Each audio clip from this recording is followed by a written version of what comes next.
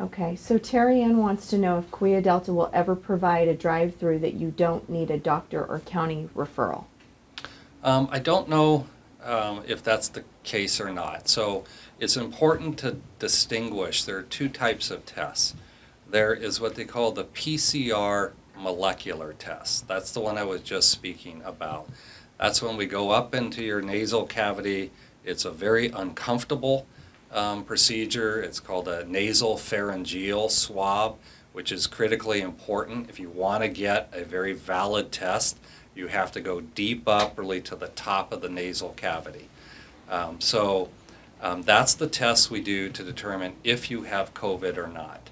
But understand that it just tells us, if you're positive, that's pretty straightforward. We know you have it, and we need to determine, should you be quarantined at home now for 14 days, or do you need to be hospitalized?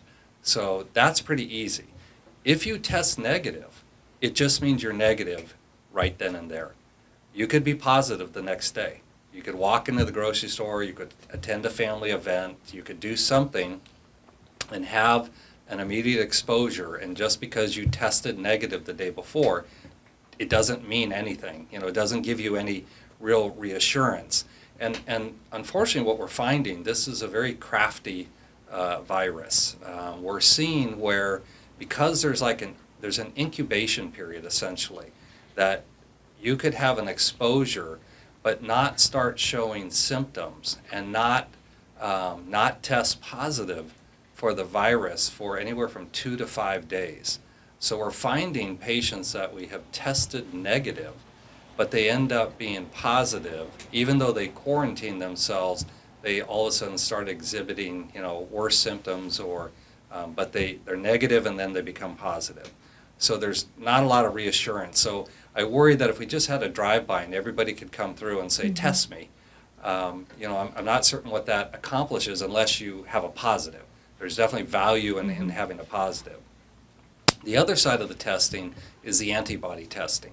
And we now have that capability. We have 10,000 antibody tests in stock right now.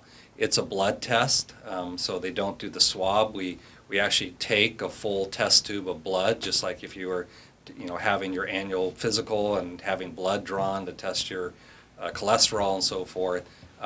There are many antibody tests out there, but we have purposely stayed away from them because we don't frankly trust, when you're just pricking the end of your finger and taking a little blood drop. We don't believe that that's going to provide you the same sensitivity and accuracy as we achieve on our immunochemistry analyzers. So we're going to start next Tuesday, first testing all of our employees, our physicians, our residents for the antibodies. And again, the antibodies indicate that you had the virus. At some point you had the virus. You could have been completely asymptomatic and never knew that you had the virus, but you'll have the antibodies. Or you did have the virus, you tested positive, you went through the symptoms, and you recovered at home or you recovered in the hospital.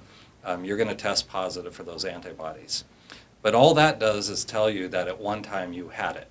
What we don't know is, does that give you any immunity whatsoever? Can I get it again?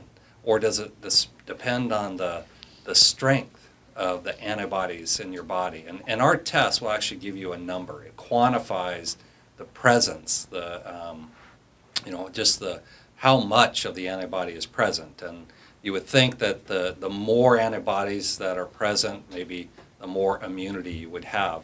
But scientists have indicated, doctors have indicated, there's no assurance of immunity whatsoever. Can you get it again? Or if you do have immunity, how long will it last? So that's one of the great downsides to this is you test positive for the antibodies.